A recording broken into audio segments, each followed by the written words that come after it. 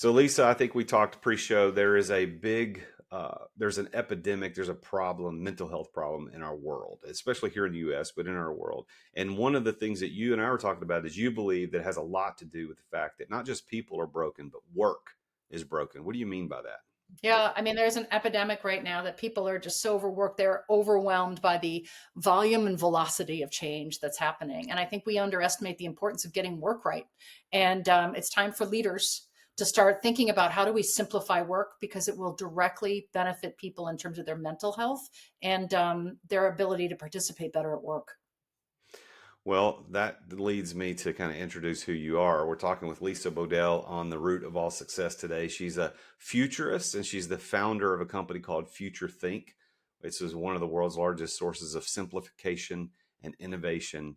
She wrote a couple of really great best-selling books, Why Simple Wins and Kill the Company. And she specializes in helping people understand how to simplify and to, as we just stated, to put it in those words, to fix work because burnout is a big problem. And interestingly enough, Lisa, in my line of work as a business coach working with entrepreneurs, burnout is a huge part of what I help solve because so many entrepreneurs are working 50, 60, 70 hours a week and they just get to a point where they're burnt out. But it happens in the corporate world as well. 100%. I mean, I think it's just because we're human, right? We want to be able to feel valued and feel that we're making an impact. And one of the issues with so many people is they fall into what I call the complexity trap. And whether you're an individual, entrepreneur, or big company, we mistake being organized for being simplified. And all organized does, right, is it organizes more crap. It doesn't matter if you're doing things right, if you're not doing the right things.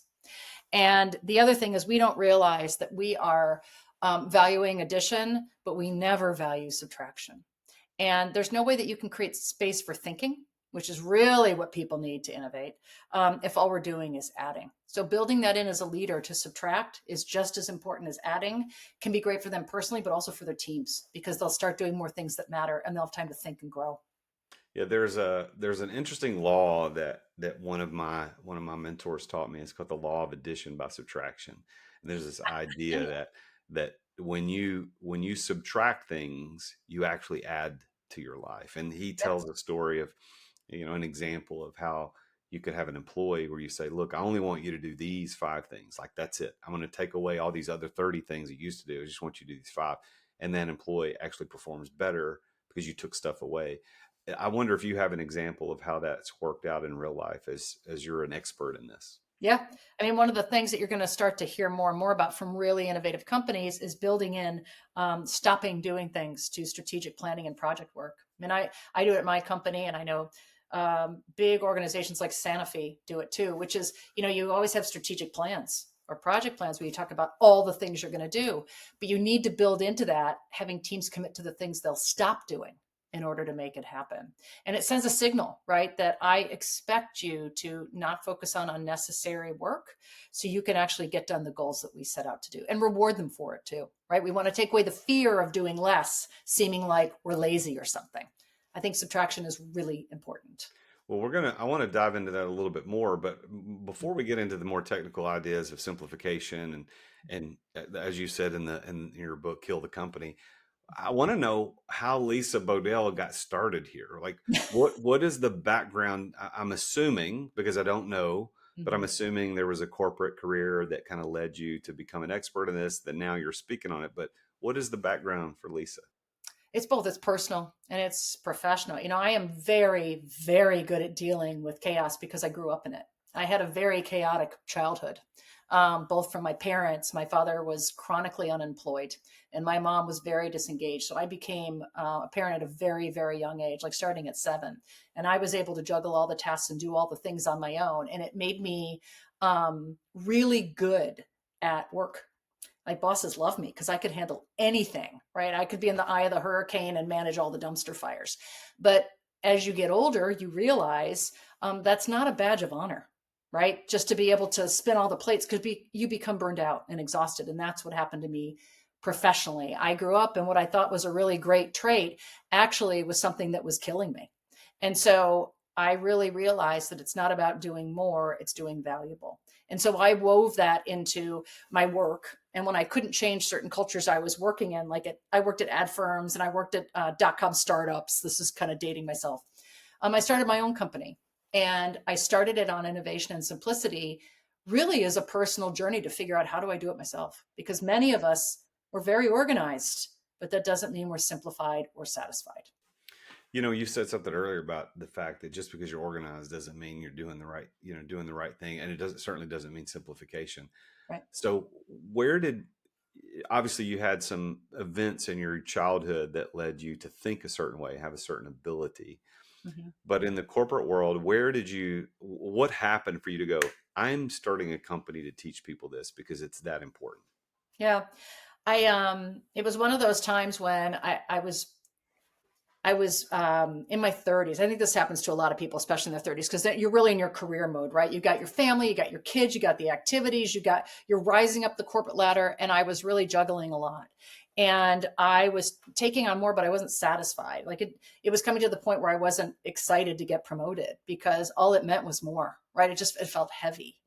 And I started to realize when I was going out, and you probably experienced this too, Jason, I was reading all these expert articles, right? Like HBR and all these productivity gurus, and their, um, I guess, recommendations to me were to do more, right? To get up earlier, to multitask better, to figure it out. And after a while, I realized, there was just no more time. I couldn't spreadsheet my way out of it anymore. And so I started to take my time back, right? I realized that I didn't need it to be fixed, work did. And so I started, because I was pissed off, and I started to take control of things because I always knew I was good at organizing stuff, but I didn't realize that I needed to stop doing things. And so I tried little by little at work, not going to meetings, changing the frequency of when I would do reports, really challenging if things actually needed to be done. And because I was good at my job, people listened to me. So that helped me, but it really showed me that, you know what, people don't know how to do this. And our culture rewards people for more, not less.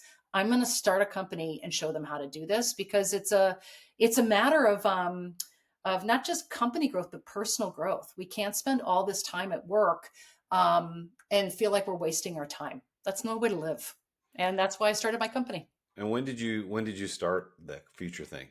20 years ago. It's been 20 years, and it's been really Wow. interesting because it's been a journey for me because Jason, you fall back into traps of complexity, right? And I run a simplicity business because you're human. And the reason is it's because of the best intentions, right? You're trying to move fast, so you put another process in place, or you add on and Frankenstein a process because you don't have time to stop. Or what happens to a lot of people is they do things out of obligation, being nice. And at some point, though, that takes a toll on you and it doesn't service anybody. So, what I've learned over the last 20 years is we have to start with small steps. We need to do it in our sphere of control so we can feel the impact. And the biggest thing I learned was it doesn't matter how often, Jason, I give people tips that if they don't build it into their routine and if the leaders don't model the same behavior, it won't stick. It just won't stick because the barriers will still be in place. There'll be too much fear and too much friction for you to actually simplify. Yeah. Well, and that's the power of consistency, right? I mean, consistency, the consistent flow of the water is what carves the canyon, not the force of the water. So in our lives, the habits that we create and the simplicity that we introduce has to be implemented in a consistent fashion, not just intensely for a Well, short you period of time. you said something smart, right? The canyon analogy is a really good one because when people say, "Well, what do I do?" and I'll say three D's. One, define what meaningful work is for you, right? So you're not living in the clock; you're living in the compass. Two is just start to delete things. You've got to get rid of, right? We got to weed the garden. And then three is the discipline, right? Because if you just do it once, rules are like weeds; they grow back. And so really building in a behavioral mindset of maybe not saying no, but saying yes if, meaning putting boundaries on your time, teaching yourself that you don't need to be included all the time. Visibility doesn't make you important. Impact makes you important. So when you build in those things of discipline, you can be more consistent with simplicity. And that's important because it's What were easy. the 3 Ds? What were the 3 Ds again? Three Ds were define what matters. D, define. Two, delete. And then three, discipline. All right. So define, delete, and discipline. And I think you could put a precursor to that, like the introduction is decide. You got to decide that this is what you want, right?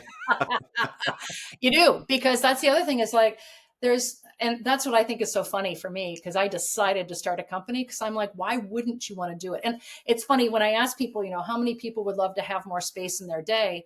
Nobody says no. When you go to a company and you say, would you like to simplify? No one says no, but there's something that stops them from doing it. And I think it's because um, they'd rather stick with the devil they know than the devil they don't, right? Well, what if I get rid of something? I'll get fired. That's the big fear, right? Or, I'll lose out. Well, I would challenge everybody that not everything you do is valuable. In fact, a lot of it are time sucks, and just getting rid of those is the first step, right? Weed out the unvaluable work so you can focus on the more meaningful stuff that gives you, right, satisfaction. So how many people work for FutureThink? How many employees do you have? Yep, 22. We have 22. We do, and growing. And we've got people all across, I've got people that help me. I go out and I speak because my job is to inspire and really kind of evangelize this kind of gospel of simplicity. And then I have a whole team that teaches it. So we go around the world to big and small companies, helping them really do those 3Ds, teaching them the behaviors, teaching them the tricks, and actually putting those things in place so people get comfortable with getting rid of things. And it's been a really great journey for us, because I think there are lots of ways that people can be less time starved and feel more satisfaction. They just never think that subtraction is part of it. Well, the reason I asked about the number of employees is as an entrepreneur myself, has owned several companies. I know that when you pass 20 employees, things start to change. The dynamic in the business starts to change. It does get a lot more complex. So, how have you at FutureThink prevented or protected yourself from becoming too complex, which is, and of course, direct opposition to what it is that you teach? Well, we have to eat our own dog food, as they say, right? We test everything on ourselves. So, for example, if you talk about define, I define with my team what meaningful work is each year in our strategic planning, right? What's the compass? The delete is at the end of every one of our quarterly meetings, we kill stupid rules together. And the way I know it's working is that every quarter it's harder for them to come up with things to kill, right? So it shows them, right, as a team, it's our job to challenge work. And the other thing I do is, and this is kind of interesting, I mandate thinking time with my team, because that sends a signal that the way we're going to grow is not through activity, but through having space to think. And so by making sure that they don't get caught up, right, in the kind of the hamster wheel of activity, is making sure that they know I expect them to carve out time for deep work. And what does that let us do? It lets us connect. It lets us not, I think what happens in bigger companies is the culture just starts to get fragmented because there's just too much to do. There's no time to connect. And I make sure that when we connect, it's very meaningful. What's the funniest stupid rule you've either killed at your business or you heard somebody else kill at their business? Oh God. How much time do you have? Well, Oh, this is funny. I'm interested in this very much. oh yeah. Well, what's great is, well, first of all, I'll tell you that when you're the boss, like me, when you do it and you ask people to kill stupid rules, they usually are going to tell you your stupid rules. So that's the thing to like think about, which is, and you have to learn not to be defensive. Like, my rules are great. And so you learn a lot about the things you think you put in place with best interests. So like I was telling people, it was even just timing of meetings. I thought everyone wanted one-on-ones with me. And turns out they didn't think they were that valuable. It was just something on their calendar. They just wanted to be able to do it when they needed it. So I know that's a stupid thing, but they were like, can we not just have these set times for this? Can we just call you when we need you? I said, yeah, no problem. I've had, I was at Merck Pharmaceuticals and everyone was complaining that there were so many people they wanted to hire back, but this nepotism clause, right? There's nepotism, and there are two things, nepotism, and you can't hire back people that worked there in the past. And when they brought this up, the leaders were like, what are you talking about? That's not a rule. Who told you that? And it was like this urban legend that everyone thought wasn't. They were like denying candidates and doing way too much interview because they assumed. And so what's really funny about stuff like that is when the bosses are like, who told you that was a rule? it's sometimes rules are just communication issues, and you can just clear it up pretty quickly. Well, it's fun. That reminds me of the story of the ham at Thanksgiving. I'm sure you may have heard it, but I'll tell a quick version of it. Yeah. The lady cooks the ham at Thanksgiving or Christmas, and she had cut the end off the ham, and the husband's like, "Well, why do you cut the end off the ham?" She goes, "Well, that my mom always did it, so I think that's what you're supposed to do." Well, mom came for Christmas. She said, asked the mom, "Hey, grandma, why did you cut it off?" "Well, my mom did it." "Well, why'd she do it?" And then you went back to her. She said, "Why'd you cut the end off the ham?" She goes, "I did it because my pan was too small." That's Like right. that. we Exactly. You're like, wait, what? we No. we Uh-huh. so we got stupid rules that don't matter. I love that because when you did a presentation for my mastermind group not too long ago, that was something that I think stuck out, and people were commenting on in the next meetings. Like, Yeah. yeah, we need to go through and have a rule hunt and kill these stupid things. Oh, I love the rule hunt. Well, the rule hunt is interesting because the ultimate goal is to stop time crime. And that's a phrase that I stole from Kickstarter, by the way. I knew the ex CPO, chief people officer there. And she said, yeah, we had this whole program that because people were so pissed off that their time was being robbed from them, that we started a program called Time Crime. And the idea was to send the signal that meetings are your last resort. It is not okay to waste people's time. And I loved that because it turns it on its head, right? Rather than thinking we got to be collaborative and always meet, it was no, no, no. That is your last resort. They created friction so people couldn't take away your time so easily. And it was wildly successful. People felt respected. Let's take a quick break to thank our amazing sponsors for making this podcast possible. As an entrepreneur running multiple businesses, effective communication is critical for me. I've tried all kinds of outreach tools over the years, but none have compared to Dubb when it comes to driving real results, and that's DUBB. I was one of Dubb's first users. I think it was like 7 years ago when they first launched, and I've been a loyal customer ever since. Dubb has completely transformed my prospecting, my client communication strategy, and here's why. Dubb makes it simple to record personal video messages and share them across email, SMS, social media, and more. And this brings back the face-to-face connection that's missing from most digital outreach. And what happens is my prospects instantly feel more engaged when they can put my face to my name. I end up building a stronger relationship faster by incorporating these video messaging into my workflow. Dubb also provides tracking and analytics so I can see exactly who engages with my videos and how they respond to them. Their automation and their CRM features help me nurture leads and close more deals. I mean, that's what we're trying to do, right, as entrepreneurs. So after using Dubb for years, I absolutely can't recommend them enough. I mean, Ruben, those guys over there are phenomenal. I love Darius. They're all great guys. It's become an invaluable tool that I depend upon to run my businesses efficiently. And if you want to boost your outreach and see amazing results like I have, head over to therealjasonduncan.com/Dubb. That's DUBB, and you can try it completely for free. No credit card required. You get the first 50. You get 50% off your first 2 months, by the way, if you use my link. You need to take your prospecting to the next level with video messaging from Dubb. They're my go-to sales communication platform for nearly 7 years and counting. Go to therealjasonduncan.com/Dubb. Try it for free, no credit card required, and you'll get 50% off your first 2 months as well. Thanks for listening to our sponsors. Now, back to the show. Yeah, well, time is a non-renewable resource, and we have to make sure that we're not wasting those non-renewable resources. You don't get those back. And I think there's a lot of cool things that we could do to simplify that we overlook, that we don't think about.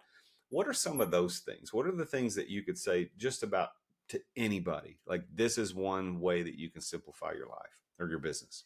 Sure. So, I mean, killing rules is one of them, that's for sure. Also teaching people to stop it. Like, ask them if there were 3 things you could get rid of right now and just stop doing, what would they be? Like, time sucks. And what's interesting is building that into your strategic planning. And what I mean by that is getting people to commit not just to what they're going to do, but they're going to stop doing. So those are some quick ways you can do it. The other fun thing I will tell you that I don't think people do enough is they don't do zombie meeting audits. There are a lot of things we do that we, again, do out of obligation, and they've outlived their time and their routine. And well, what if we just didn't do them anymore? And I've seen teams, we did this with AT&T, where we said, audit, tell me every meeting you have, daily, weekly, monthly, quarterly, and let's put them up on the wall. And we looked at each one and said, can we stop it? And they got rid of about 20% of their meetings. And the ones they couldn't, they shortened them or they changed the frequency. So there's some serious time crime that happens, but we just don't have a framework or a tool for how to get it back. And those are some examples. I think isn't it funny that it just takes an outside person to come in and ask a question? Tell me all your meetings. Tell me all the dumb things you're doing, and we're going to quit. And they're like, "Oh yeah, we should have done that." Isn't it funny that it takes somebody from the outside doing this? Yeah, it's kind of like, it's interesting. It's like the cobbler's kids that have no shoes. It's the same way with me. It's interesting. I'm a good writer. That's one thing I can say that I'm good at. And I can write something for you, no problem. But I struggle sometimes like writing for me because I edit and I overthink and I'm too close to it. So, one of the most powerful psychological things that you get taught is the further away we are from a problem, the easier it is to solve because there's less emotional attachment. It's the same thing with how we work. So sometimes an outside perspective stops us from being so defensive about getting rid of something. Because when you get rid of something, you feel like you're giving something up, right? It's a loss. It's a judgment of that I was doing something wrong. And I think we've got to change that so people feel like subtraction is a good thing. Yeah, I agree. Now you've built FutureThink into a pretty significant company, 20 years. Congratulations on the longevity. Most people don't do that. Thank So you. that's great. You got 22 employees. You're working with companies all over the world. You've mentioned a few of those: big Merck Pharmaceuticals, AT&T, big multinational, big companies. So if you had to look back at your experience as an entrepreneur, as a speaker, and I know you speak, I mean, how many days a year are you on the road speaking? It's 200 plus, right? Ish. Yeah. So you're out there a lot speaking. So if you had to look back at all this, what do you believe has been your one key to success? Hmm. Authenticity. I mean, I think one of the things that's really shifted, at least in the thought leader circles, is you need to go from thinking everyone used to need to project, right, your McKinseys and your CEOs, that they knew everything, right? I have the answer. And authenticity is in because people realize that that's not the case with the velocity and variety and just volume of stuff going on. No one can know everything. And so I think authenticity and actually showing, for example, me, what doesn't work or where I fell down makes people feel better and more willing to try, because it takes away fear. The biggest emotion I run into with people is fear. And so if I can help take that away by showing them that I make mistakes too, they're on board. Like it's human. I think people really relate to that if you're authentic and honest as a leader. Isn't that interesting? Because we live in a world of social media where authenticity seems to be the last thing people think about. Yeah, it's true. And I relate or follow influencers that are more authentic or funny. I love humor, right? And the more self-deprecating, the better, because I think they're believable. I'm not somebody that follows influencers where you go, there is no possible way that those people live like that. It's not interesting to me. And I think it's harmful, actually. How would you define the word success? What does that mean to you? I think it's internal. Yeah. I mean, to me, it's also as you get older, you realize that it's not external in terms of time and money. To me, it's when I look back and I leave a legacy, the success for me, um, it will be about work, but it will be first and foremost, it's always about my family. I have a husband and two wonderful kids, and success to me is that they're launched and have a good life, right? That's meaningful. But success outside of that, as it relates to work, is that I inspired people, right, to do more meaningful things. Right? They could reach their potential because they stopped wasting their time on stuff that didn't matter. And too many people get older, Jason, right? And they're like, I wish I had. And I think if we simplify, we're more likely to live with less regrets. And that's important. I want to help people do that. Well, based on, and I'm jotting that down, family, if family is launched and has a good life, and then secondarily, inspiring people to do meaningful things, based on that as a definition for success, do you consider yourself to be successful? I do, but I think it took me a long time to get there. So, like, let's get to authentic. If you had asked me this, oh, I don't know, 15 years ago, kids are younger. I'm balancing a ton of stuff. I'm still launching my business.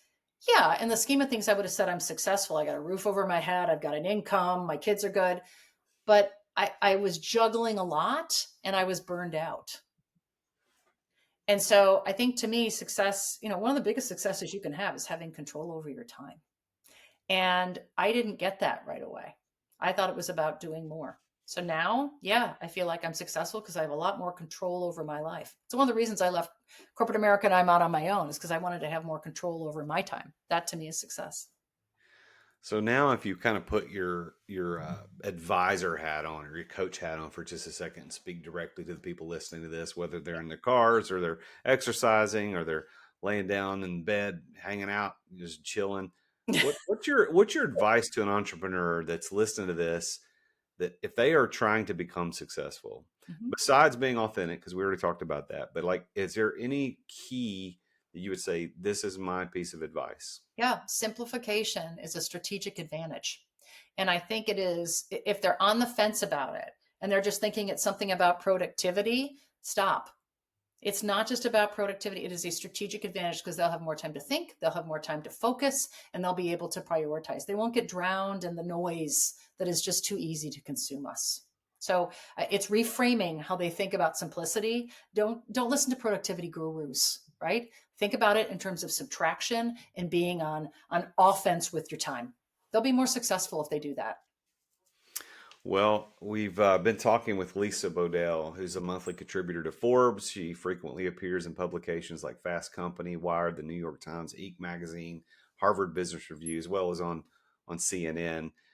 She's a sought after speaker, speaks a lot, and she's got a website for you to go check out. It's futurethink.com. Mhm. And I think this idea of simplification is really, really, really undervalued, especially in the work world, because as we said at the top of the show, Lisa, we're dealing with an epidemic of really this mental health issue is attacking us from all different angles, and it's for different reasons. But I think that's a lot is related to how we're handling work. And you wrote Why Simple Wins and then Kill the Company as books.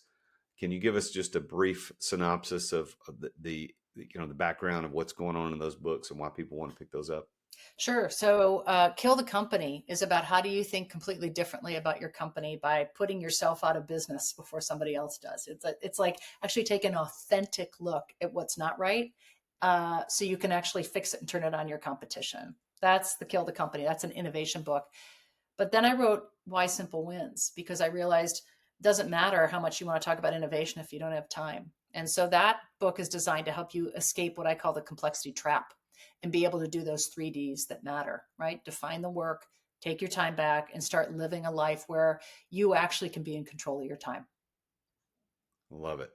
Well, Lisa, I always like to give everybody the last word. Now I'm gonna once you finish your last word, I'll do some outro stuff and tell people how to get in touch with you. But what's your last word today? How would you like to leave us on the show? Yeah.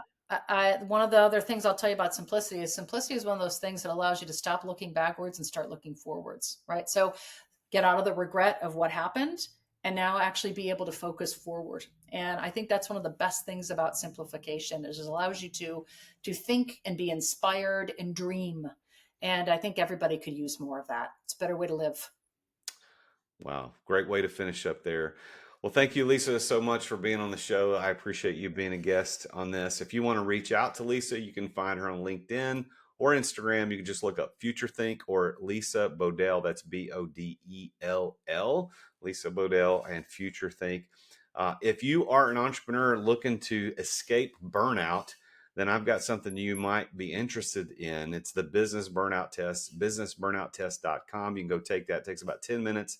It'll give you a simple little report, an opportunity to kind of review where you are on the burnout scale, how close you are to that. And I'm only mentioning that now because that's kind of been what Lisa and I've talked about on today's show. So this is something that it's a mental health thing. So if you find yourself overwhelmed, if you find yourself, deep in the weeds and you don't understand why, you don't know where you're going, pay attention to these things that we talked about. The 3Ds: define what's meaningful work, delete what doesn't fit inside that meaningful work, and then discipline yourself as Lisa said, to stay on track with that. And if you'd like to have Lisa help you with that, please reach out to her at FutureThink.com. Again, thank you for listening today on the show. Wherever you are listening to the show, thank you so much. As always, I am the real Jason Duncan, and Jesus is King. Thank you for listening to another edition of The Root of All Success with the real Jason Duncan. If you've enjoyed this week's episode, visit therootofallsuccess.com to access the show notes and other helpful resources. Follow Jason on social media at The Real Jason Duncan. See you again next time here on The Root of All Success.